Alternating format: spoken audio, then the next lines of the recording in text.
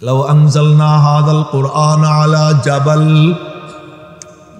লাউ আনজালনা হাযাল কুরআন আলা জাবাল লারাআইতাহু খাশিআন মুতাসাদ্দিআন মিন খাশিয়াতিল্লাহ।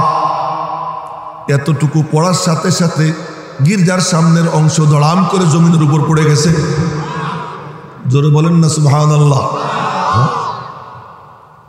মুসলমানরা বলে আল্লাহু আকবার, খ্রিস্টানরা হাউকাউ চিল্লা চিল্লি শুরু করছে।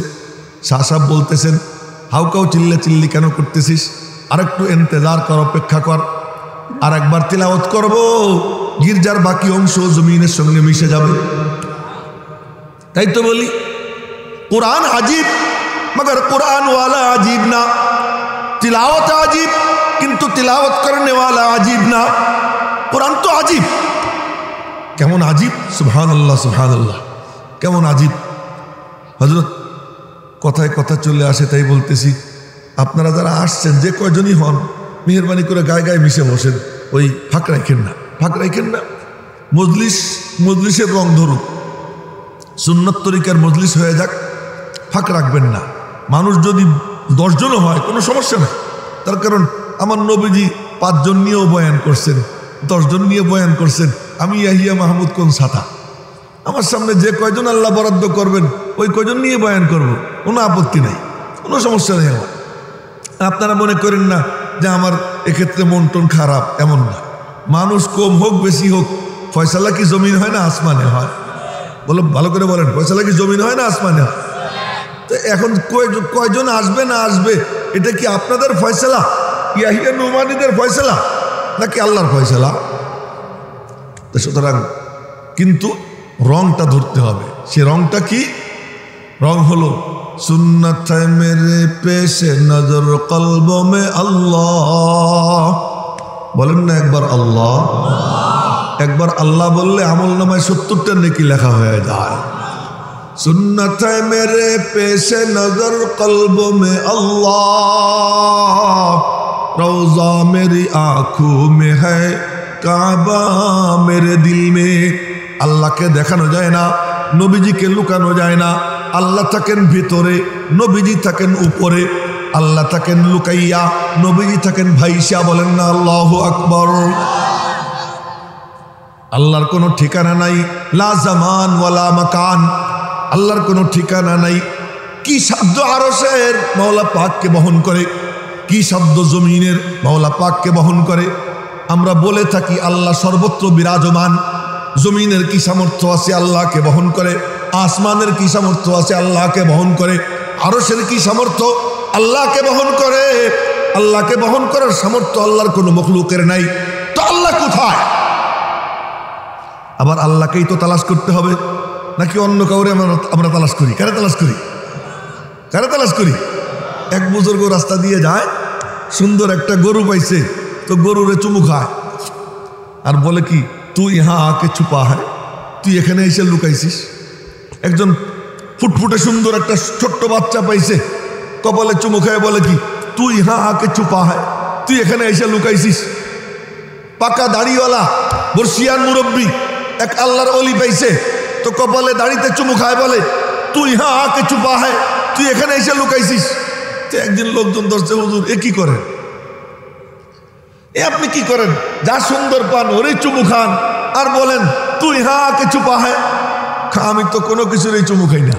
কয়েকদিন দেখতেছি, কয় যে আমি আমার আল্লাহর সৌন্দর্যতে চুমু খাই, যেখানেই দেখি আমার মাওলা পাকের জামাল দেখা যায়। তো রব্বুল আলামিন সর্বত্র বিরাজমান, তার মানেটা কি? তিনি আমার পাশে এখানে চেয়ারে বসে রয়েছেন, তিনি আমার কান্দে বসে রয়েছেন, তিনি আমার উপরে সোয়ার হয়ে আছেন। আরে না না না, এর ওই ব্যাখ্যার দিকে যাব না, শুধু এতটুকু বলি যে রব্বুল আলামিন ধরা সোয়ার বাইরে, তালাশ করে পাওয়া তার সম্ভব না। আল্লাহ পাক বলেন আমারে তালাশ করে পাওয়া সম্ভব না, আবার তোদের দায়িত্ব তো আমারই তালাশ করা। সুবহানাল্লাহ। এদিকে তার কোনো ঠিকানা নাই, আবার আমাদের জিন্দেগির মাকসাদ তারে তালাশ করে কি করা, বের করা। তো তারে তালাশ করে কেমনে বের করব?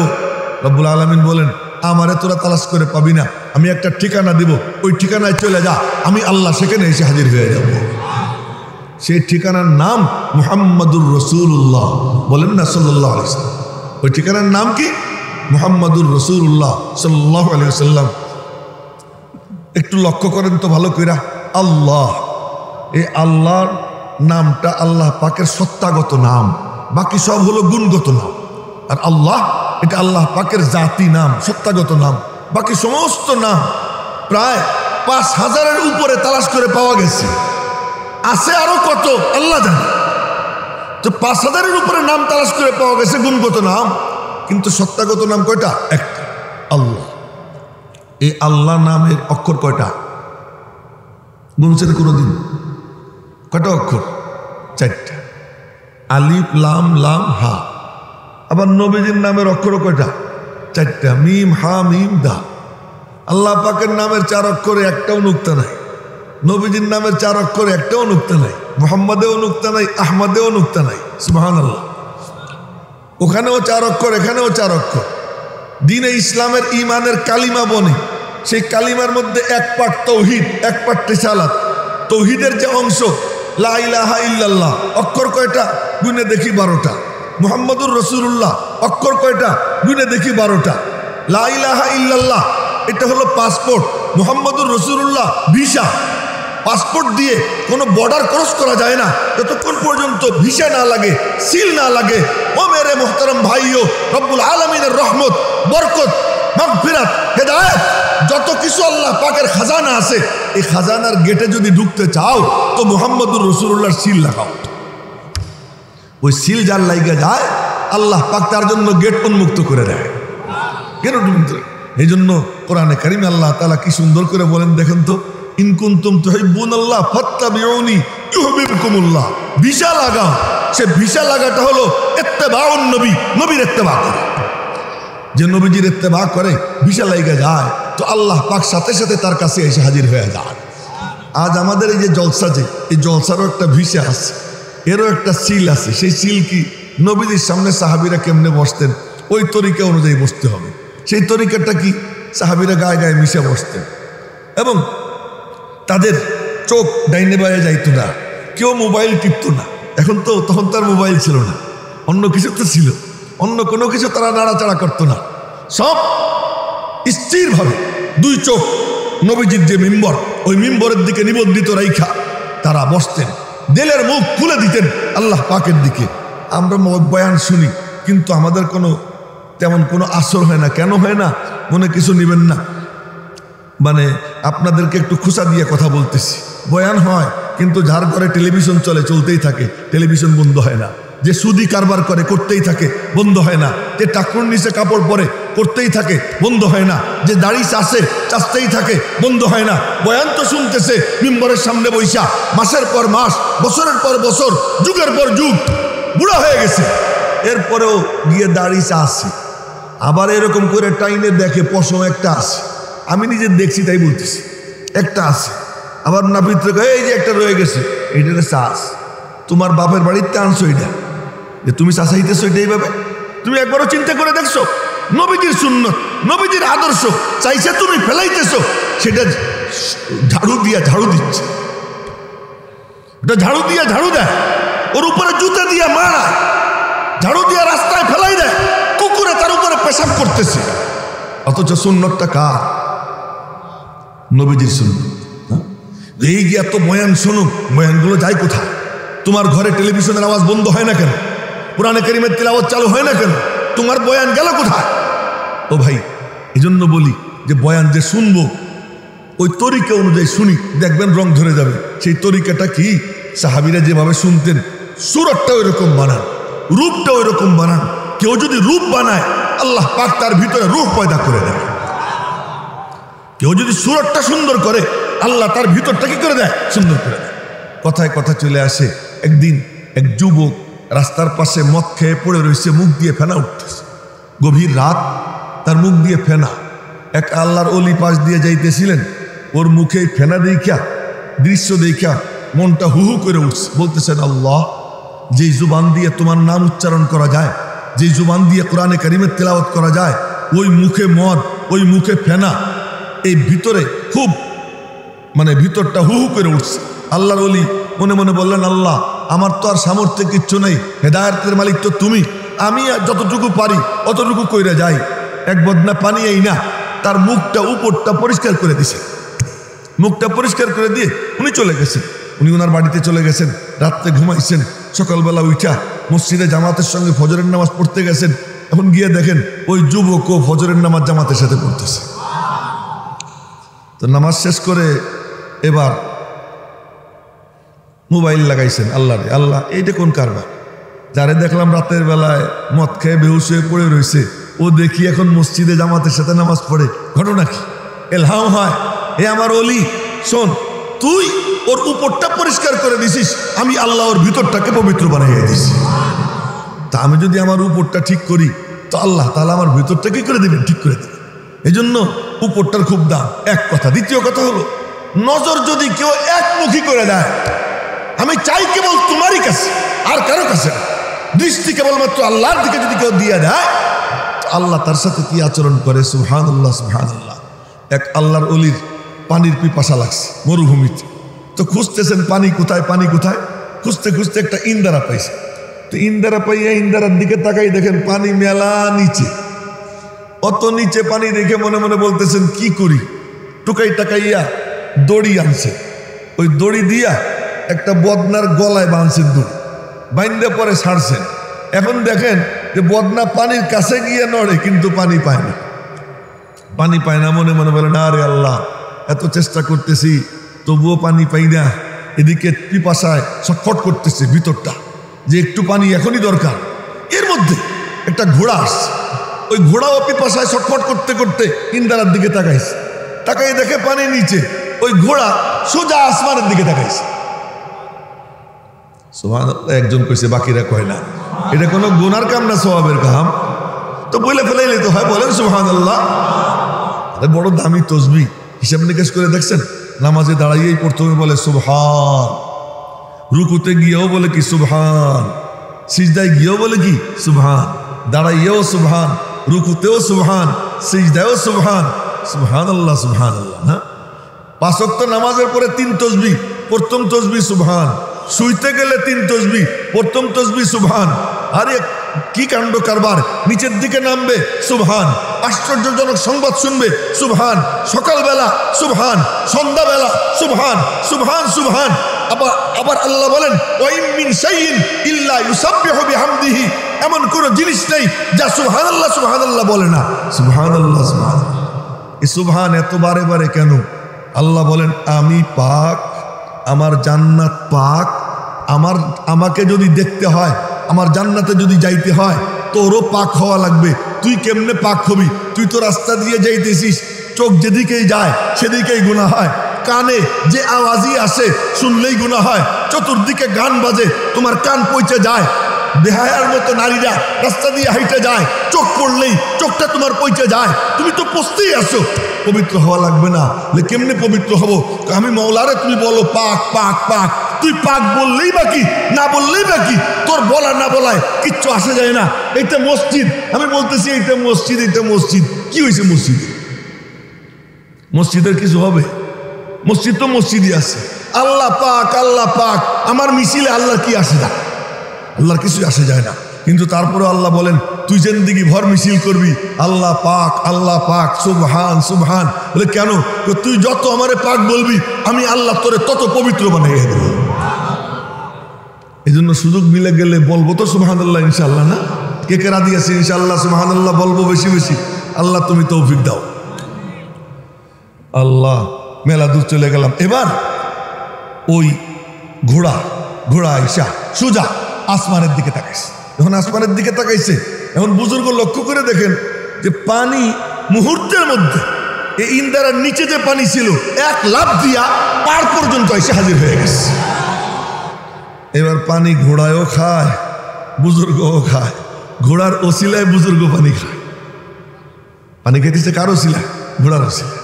বুজুর্গ পানি খায়। পানি পুনি খাইয়া এবার ওই বুজুর্গ আল্লাহর সাথে ঝগড়া শুরু করছে। ঝগড়াটা কি শোনেন, কি চমৎকার ঝগড়া। যে আল্লাহ, আমি বনি আদম হয়েছো। কি হয়েছো?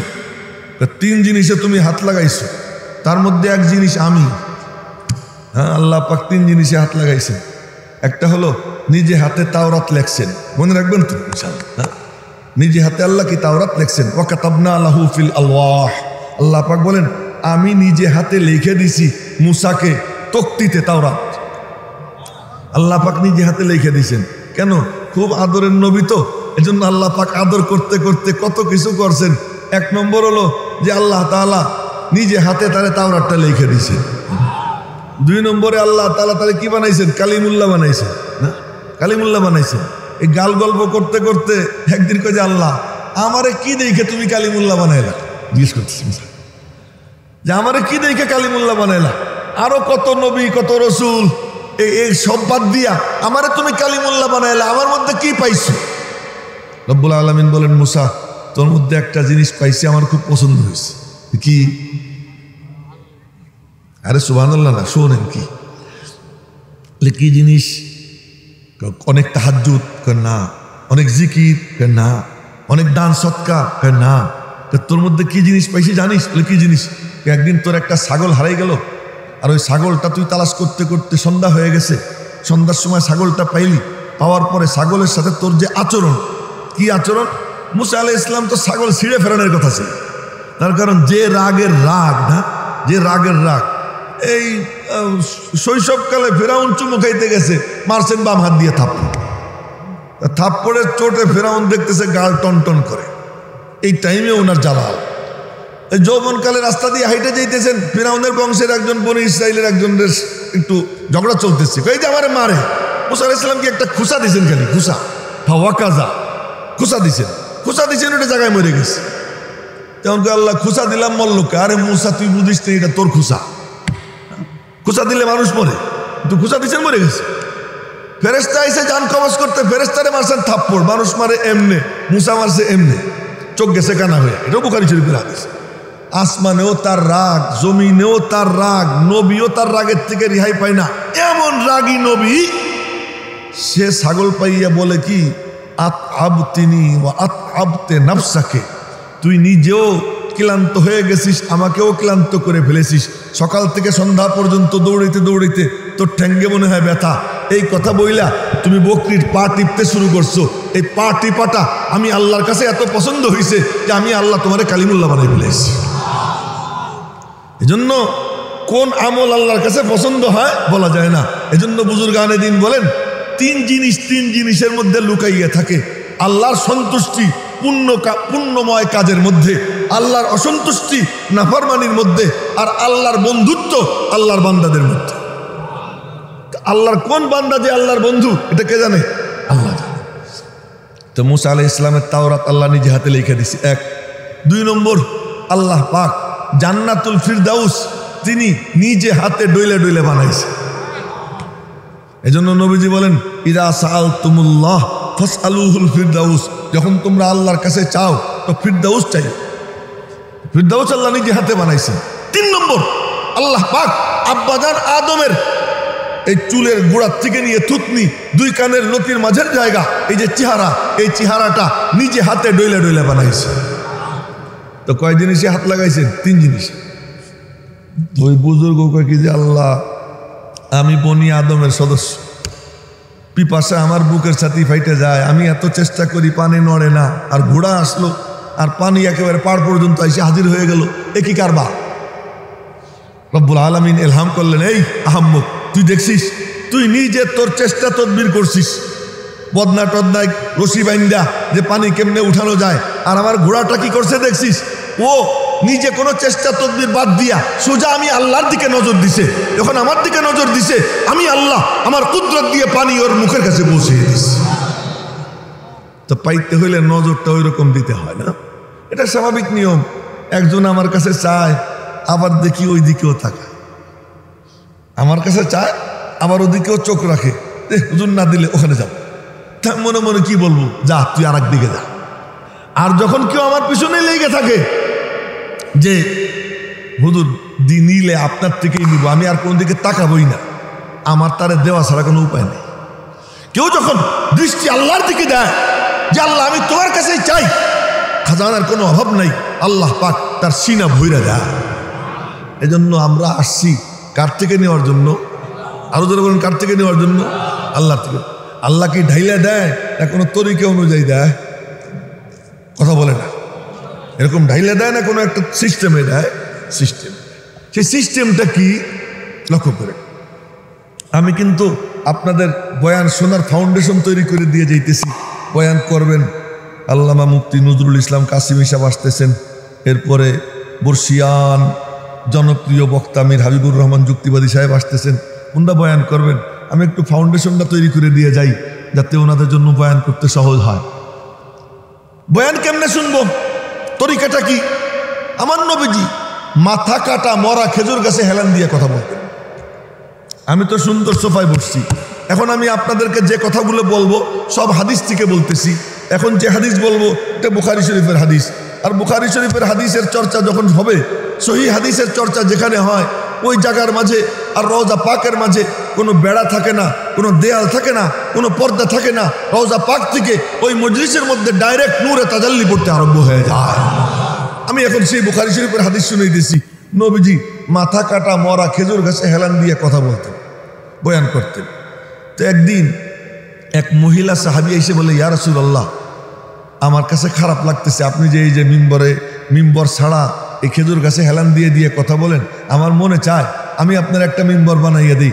আমার একজন কারাত মিস্ত্রি গোলাম আছে, বলতেছে ইন্নালি গোলামান নাজ্জারা, আমার একজন কারাত মিস্ত্রি গোলাম আছে, আপনি যদি অনুমতি দেন আমি আপনাকে একটা মিম্বর বানাইয়া দিই। নবীজি বলেন, আচ্ছা তোমাকে অনুমতি দিলাম, দাও বানাইয়া।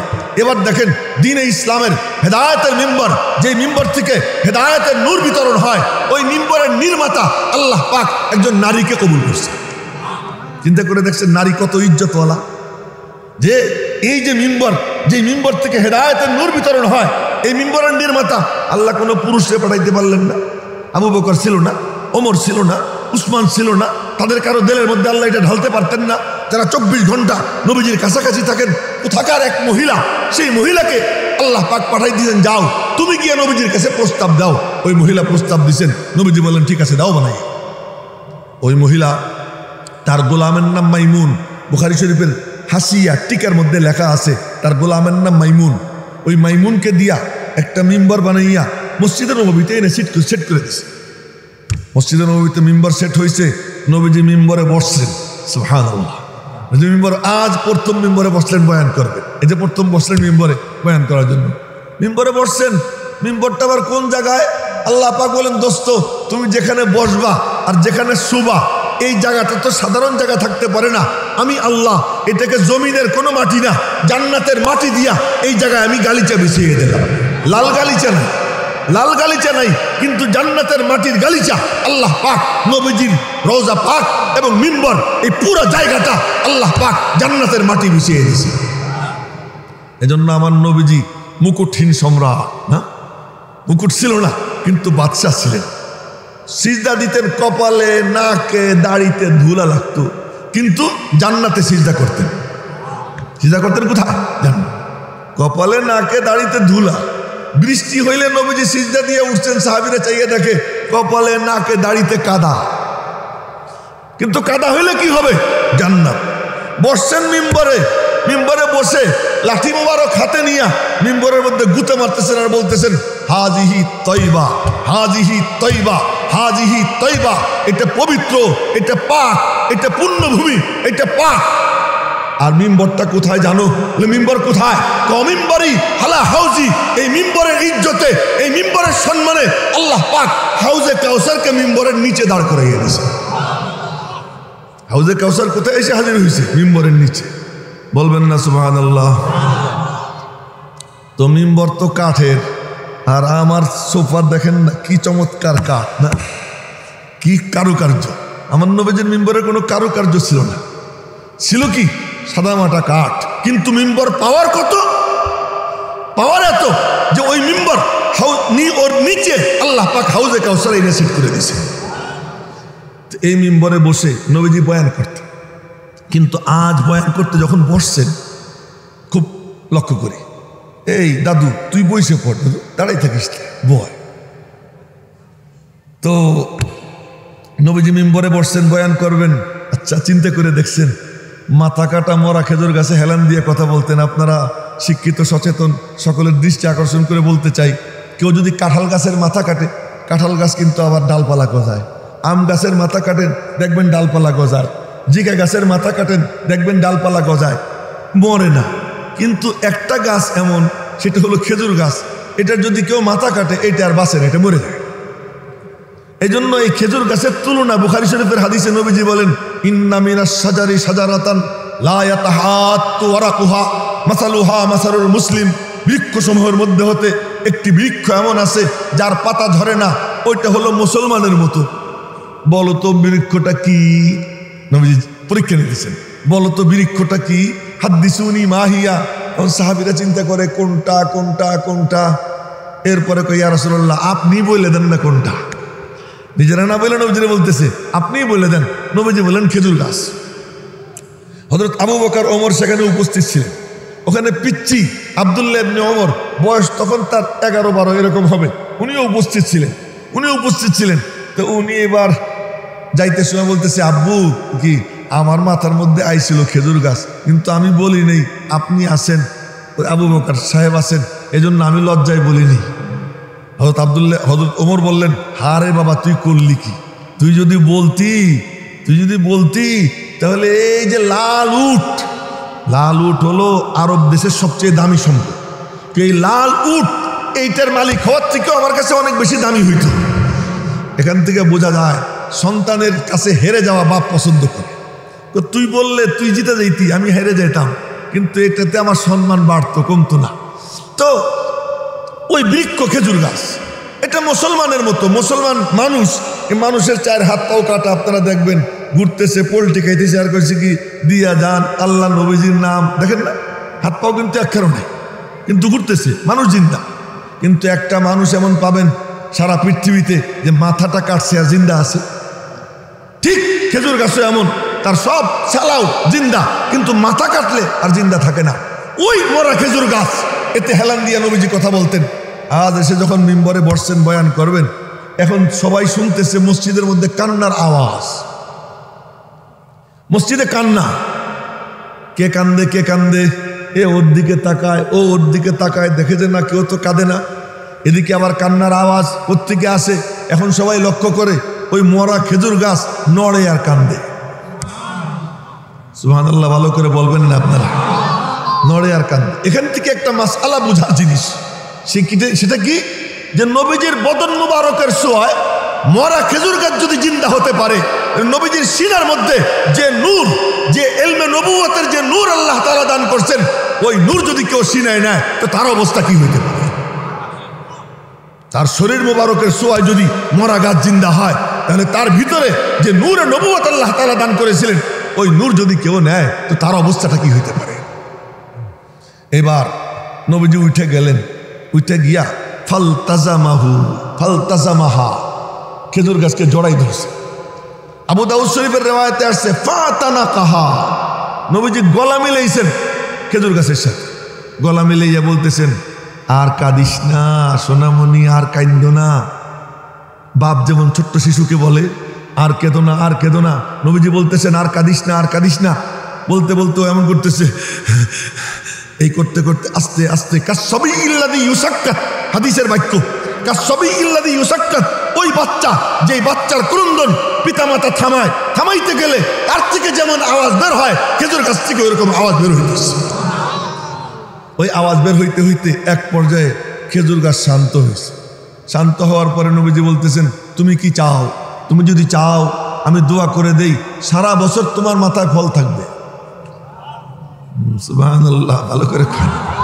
সব দেখি মরা মানুষ না, বলেন না সবাই মিলে সুবহানাল্লাহ। হুজুরে গুতে না দিলে আর কইতে চায় না। আচ্ছা, এবার আমারা যদি কেউ বলে যে হুজুর, মৌলানা সালেহ নোমান সাহেব আসছেন, বুজুর্গ মানুষ, এরকম কয়েকজন বুজুর্গ যদি বলে যে হুজুর আমরা দোয়া করে দেই সারা বছর আপনার পকেট টাকায় ভরা থাকবে, তা আমি কি বলবো? আর কিচ্ছু চাই না, মাহফিল টাফিল দরকার নেই, পকেট ভরা টাকা থাকলেই তো সারে। ভাই আমার পকেট ভরা টাকা চাই না। তো যদি এমন দোয়া কেউ আমার জন্য করে, আমি কি বলবো? আর কি চাই? খেজুর গাছ। তারা নবীজি বলতেছেন, তুমি যদি চাও আমি দোয়া করে দেই সারা বছর তোমার মাথায় ফল থাকবে। খেজুর গাছ কত বড় বুদ্ধিমান, বলে যে না, আমি তা চাই না। বলে কি চাও? আপনি তো আজ আমারে বাদ দিয়ে মিম্বরে বসবেন, তো কিয়ামতের দিন আপনার মিম্বর লাগবে না? হ্যাঁ লাগবে। তখন আপনি কিসে বসবেন? ওয়াদা করেন কিয়ামতের দিন আমারে মিম্বর বানাবেন। তো নবীজি বলেন আচ্ছা ঠিক আছে বাবু, কিয়ামতের দিন তোমার মিম্বর বানাবো। এই যে খেজুর গাছকে ওয়াদা দিয়া নবীজি এসে মিম্বরে বসছেন। মিম্বরে বসতেন কেমনে বসতেন?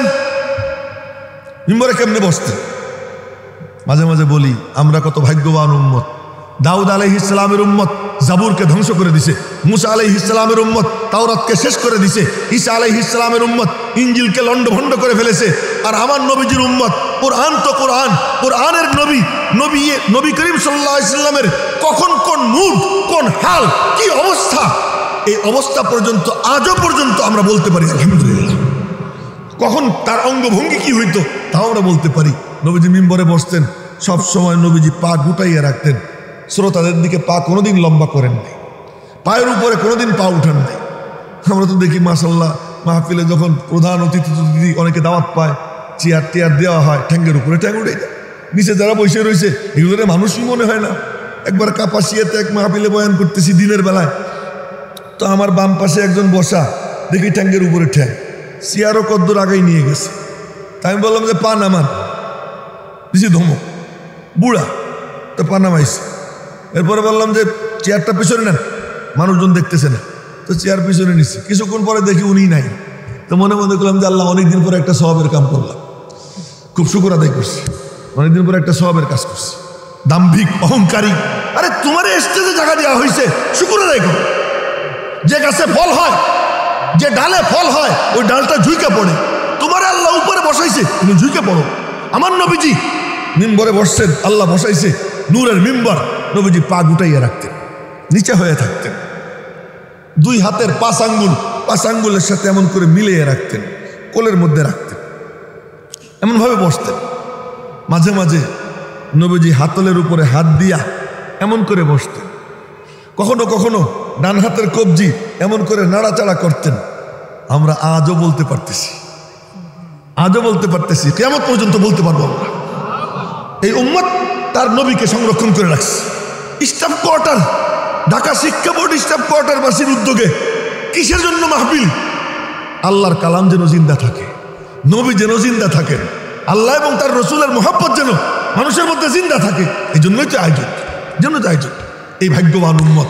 তো নবীজি মিম্বরে বসছে, মিম্বরে বসে কি করছেন?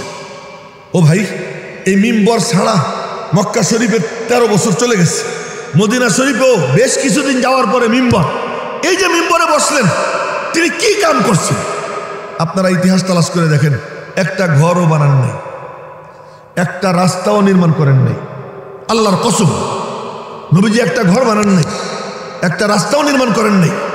কি করছেন তিনি? এমন ব্যর্থ লোক যে তার পুরো জিন্দেগিতে একটু থাকার জায়গা বানায় নাই। ধনীরে গরিব বানাইছে, একদম বাস্তব কথা বলতেছি, কোনো আপনার গুজামিল দেওয়ার কথা না। আবু বকর সিদ্দিক ধনী ছিলেন, নবীজির সোহবতে আইসা গরিব হইতে হইতে আবু বকর সিদ্দিক সালার চট গায়ে দিয়ে নামাজ আদায় করতেছে, মুসআব ইবনে উমাইর রাদিয়াল্লাহু তাআলা আনহু রাজপুত্র, যারা হজে গেছেন, রওজা পাকের জিয়ারতে গেছেন মদিনা শরীফে, তারা দেখছেন বিশাল কবর মুসআব ইবনে উমাইরের, বিশাল দেহ ছিল এবং মানে রাজপুত্রের মতো দেখা যাইত। নবীজি একদিন বয়ান করতে করতে হঠাৎ করে মুসআবের উপরে চোখ পড়ছে, তো নবীজির 2 চোখ দিয়ে পানি। সাহাবীরা বলে, ইয়া রাসূলুল্লাহ, কান্দেন, কি ব্যাপার? কই দেখো আমার মুসআবের পাঞ্জাবিতে চামড়ার তালি। তো মুসআব যে রাজপুত্রের মতো ছিল, রাজকীয় বেশভূষা, ওই মুসআবের পাঞ্জাবিতে চামড়ার তালি দেখা নবীজি কাঁদতেছে। ধনীরে গরিব বানাইছে, ঘর তো বানানি নেই, ঘর ভাঙছেন। হাদিস, রাস্তা দিয়ে যাইতেছেন, ফারাআ কুব্বাতান মুদাওয়ারা, দেখতে পেলেন যে একটা মানে উঁচু ভবন। এই ভবন দেখে বললেন, ভবনটা কার? সাহাবীরা বলল, অমুকের। নবীজির মুখ মলিন হয়ে গেল, আর কাউকে কিচ্ছু বলেন নাই। নবীজি গেছেন, মসজিদে বসে আছেন, ওই সাহাবী আসছে, আইসে বলে, আসসালামু আলাইকা ইয়া রাসূলুল্লাহ। আমার মতো মুন্সি মৌলবি কারো উপর রাগ হলে বের হ, আমার চোখের সামনে আসবি না। আমার নবীজি কোনোদিন কাউকে এই কথা বলেন নাই। কি আখলাক, এ কথা বলেন নাই। রাগ হইলে সালাম দিছে, মুখটা ঘুরেই নিতেন। সাহাবী ওই পাশে গিয়ে সালাম দিত, মুখটা ঘুরেই নিতেন। আবার এই পাশে এসে সালাম দিত, মুখটা ঘুরেই নিতেন। 3 বার হইলে পরে সাহাবী বুঝতো নবীজি রাগ। এবার গিয়ে অন্যান্যদেরকে জিজ্ঞেস করে, ভাই কি দোষ করলাম রে, কি হয়েছে? আমরা তো কিছু জানি না, রাস্তা দিয়ে যাইতেছিলেন, ভবন দেখে জিজ্ঞেস করলেন কার, আমরা বলছি তোর। পরে দেখলাম মুখটা মলিন হয়ে গেল। তাই ফাশারামান ইশারাতুহু হুকমুন ওয়া তাআতুহু বুনমুন। নবীজি মুখ মলিন হয়ে গেছে আমার ভবন দেখা, আচ্ছা ঠিক আছে আমি আসতেছি। এক দৌড় দিছে, মিস্ত্রি লাগাইছে, নিজের সাথে ভবন ভাঙ্গা মাটির সঙ্গে মিশিয়ে দিছে। মাটির সঙ্গে মিশিয়ে দিয়া আমরা এসে বলতাম, ইয়া রাসূলুল্লাহ ভবন কিন্তু ভেঙে ফেলাইছি, এবার একটু আমার দিকে তাকান। আল্লাহ কয় এই জন্যই তো তোদেরকে ওই যুগে পাঠাইনি, তোরা ওই যুগের উপযুক্ত না। এজন্য উনি ভবন ভাঙছেন, উনি ওনার কাম করছেন, বাকি কাম এখন আল্লাহ করবে, এখন আর আমার কোনো দায়িত্ব নেই, উনি ওনার মতো আছেন। আবার নবীজি একদিন বের হয়েছেন, ওই পাশ দিয়ে যাচ্ছেন, দেখলেন যে ভবন নাই। বললেন মা ফাআলাতিল কুব্বা, ভবনটা গেল কোথায়? সাহাবীরা বললেন ইয়া রাসূলুল্লাহ এই ঘটনা। নবীজি বললেন চমৎকার করেছি। আরে আমি কি দুনিয়াতে আসছি তোদেরকে দুনিয়া কেমনে বিল্ডিং বানাবি এটা শেখানোর জন্য? আমি তো আসছি জান্নাতে কেমনে বাড়ি বানাবো। মিম্বরে বসে কি কাম করছেন? নবীজি ঘরের বাইরে কোথাও আছেন। হযরত ফাতেমা কাজ করতে করতে হাতে ফুসকা পড়ে গেছে, চাক্কি ঘুরায়, আটার পিসার চাক্কি। এই চাক্কি ঘুরাইতে ঘুরাইতে মা তালকা মিনার রহা, এই চাক্কি ঘুরাইতে ঘুরাইতে হাতে ফুসকা পড়ে গেছে। তো মনে মনে কয় যে অনেক গোলামবান্দি দেখা যায় আইছে, একটু আব্বার কাছে গিয়ে একটা খাদেম চাই, একজন কর্মচারী ভিক্ষা চাই, যাতে আমার একটু এই কাজ টাজের ব্যাপারে একটু সহযোগিতা করে, একটু যেন আসান হয়। গিয়ে নবীজিরে পায় নাই। আম্মা জান আয়েশা সিদ্দিকারে পেয়ে বলে মামুনি কি আব্বুজি আসলে বললেন খুব কষ্টে আছি, আমার জন্য একটা গোলামবান্দি দেয়, একজন খাদেম কর্মচারী দেয়, যাতে আমার এই কাজটা একটু সে সামাল দিতে পারে। মা অপেক্ষায় আছেন, নবীজি আসছেন, নবীজির কাছে পুরো টেপ রেকর্ড সাইডে দিচ্ছেন। ফাতেমা যা বলছে হুবহু তাই বলছে। আম্মা জান আয়েশা সিদ্দিকা অত্যন্ত মেধাবী ছিলেন, ঠিক যা যা বলছে বলে দিছে। নবীজি শুনলেন, কিচ্ছু বললেন না, সাথে সাথে উঠে গেছে। উঠে গিয়া সালাম দিছেন। সালাম দেওয়ার পরে দরওয়াজা খোলাই ছিল, দেখলেন জামাই মাইয়া দুইজনই শোয়া। সুবহানাল্লাহ, জামাই মাইয়া দুইজনই শোয়া। কেমন শ্বশুর কেমন পিতা, দুজন শোয়া। তো দেখি উঠতে গেছে, মামনি উঠো না, আলী উঠিস না, দুজনই শোয়া, শুয়ে থাক। শুয়ে রয়েছে। নবীজি গেছেন, মাঝখানে গিয়ে বসছেন, বসে আসন দিয়ে বসছেন।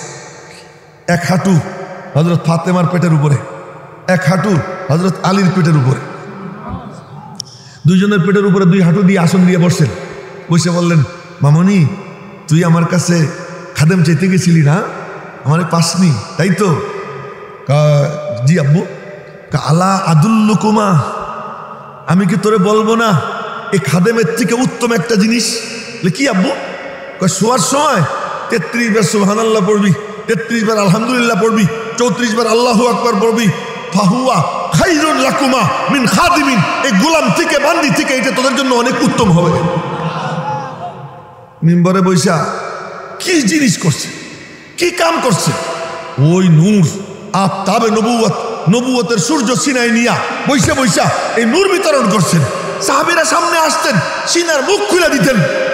দুরফেশানি নে তেরি কতরু কো দরিয়া কর দিয়া, दुर्फेशानी ने तेरी कतरू को दरिया कर दिया, दिल को रोशन कर दिया, आंखों को बीना कर दिया।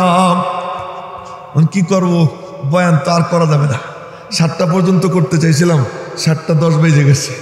আমার দায়িত্ব হবে উত্তরায় গিয়ে ঈশান নামাজ পড়তে হবে, এজন্য বয়ান অসম্পূর্ণ থাকবে, মনে কিছু নিয়েন না। আবার দেখা হইলে ইনশাল্লাহ পরে বয়ান হবে। ওমা আলাইনা ইল্লাল বালাগ। আসসালামু আলাইকুম ওয়া রাহমাতুল্লাহি ওয়া বারাকাতুহু।